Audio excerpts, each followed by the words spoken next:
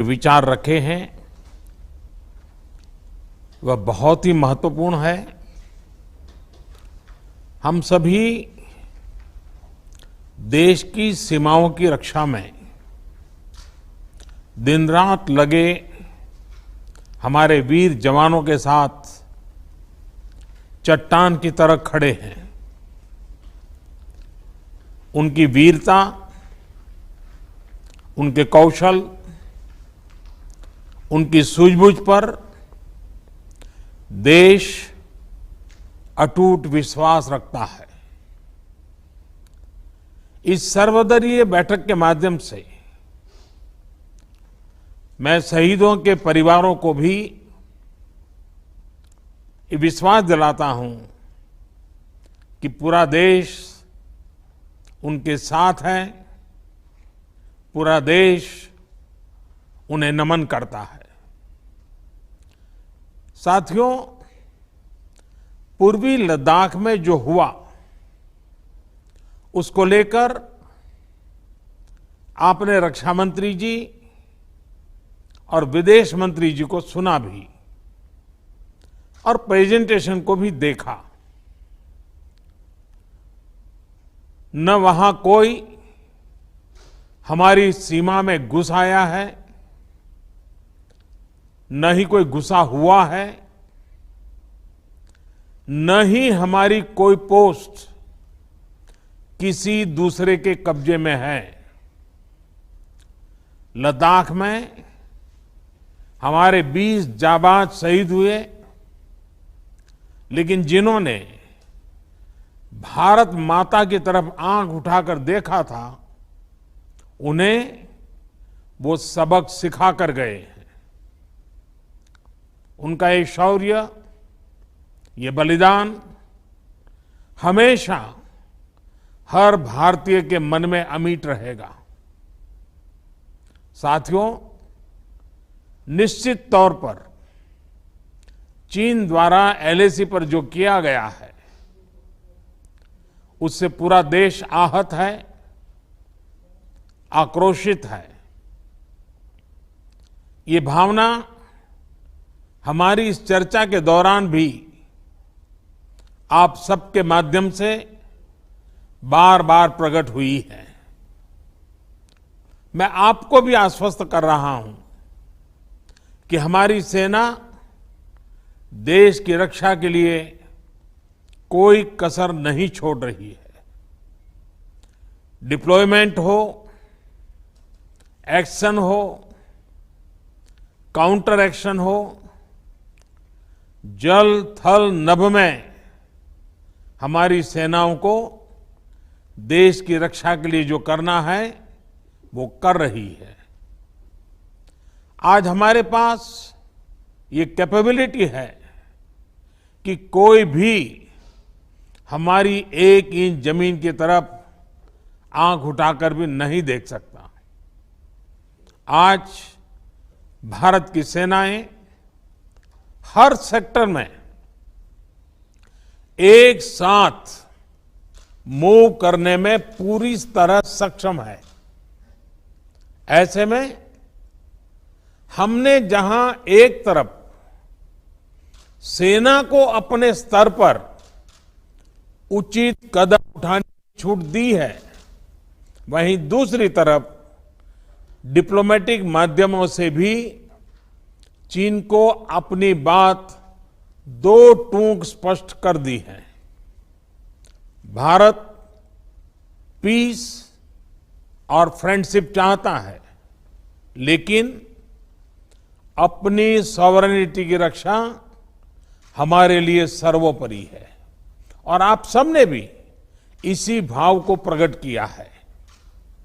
साथियों, बीते 5 वर्षों में देश ने अपनी सीमाओं को सुरक्षित करने के लिए बॉर्डर एरिया में इंफ्रास्ट्रक्चर डेवलपमेंट को प्राथमिकता दी है। हमारी सेनाओं की दूसरी आवश्यकताओं जैसे फाइटर प्लेन्स, आधुनिक हेलीकॉप्टर, मिसाइल डिफेंस सिस्टम आदि पर भी हमने बहुत बल दिया है। नए बने हुए इंफ्रास्ट्रक्चर की वजह से खासकर एलएसी में अब हमारी पेट्रोलिंग की कैपेसिटी भी बढ़ गई है। पेट्रोलिंग बढ़ने की वजह से अब सतर्कता बढ़ी है और एलएसी पर हो रही गतिविधियों के बारे में भी समय पर पता चल रहा है।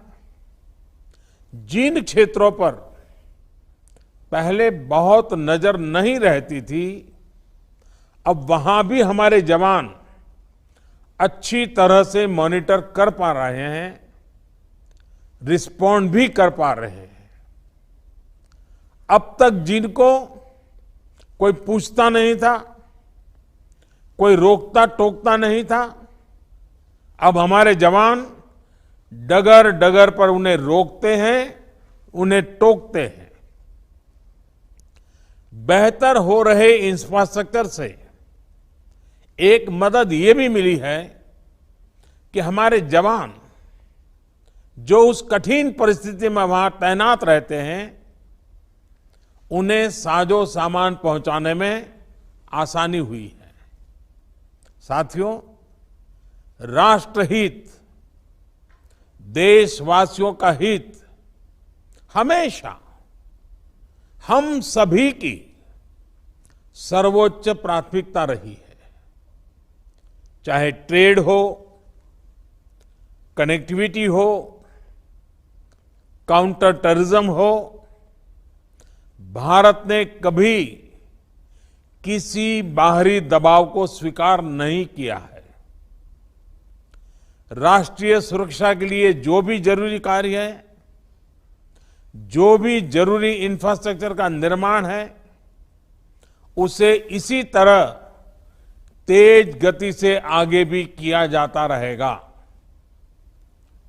मैं आप सभी को, सभी राजनीतिक दलों को फिर से आश्वस्त करता हूं कि हमारी सेनाएं सीमाओं की रक्षा करने में पूरी तरह सक्षम है। हमने उन्हें यथोचित कार्रवाई के लिए पूरी छूट दी हुई है। आप सभी ने इस बैठक के लिए अपना समय दिया, अपने मूल्यवान सुझाव दिए। इसके लिए मैं सभी दलों का, आप सभी नेतृत्वगण का हृदय से बहुत बहुत आभार व्यक्त करता हूं और आपके सुझाव आगे की रणनीति में बहुत लाभकर्ता होंगे, ये मुझे पूरा विश्वास है। मैं फिर एक बार इस एकता का संदेश देने में आप जो बढ़ चढ़ करके आगे आए हैं, वे सेना का मोरल तो बढ़ाएगा, देश के लोगों की हिम्मत बढ़ाएगा, लेकिन दुनिया को भी जो संदेश जाना चाहिए वो पहुंचेगा। और इसलिए आज की मीटिंग में आपकी ये सकारात्मक भूमिका का बहुत मूल्य है, उसका बहुत ऐतिहासिक महत्व है। और इसलिए भी आप सभी अभिनंदन के अधिकारी हैं। मैं फिर एक बार आप सबका धन्यवाद करता हूं। नमस्कार।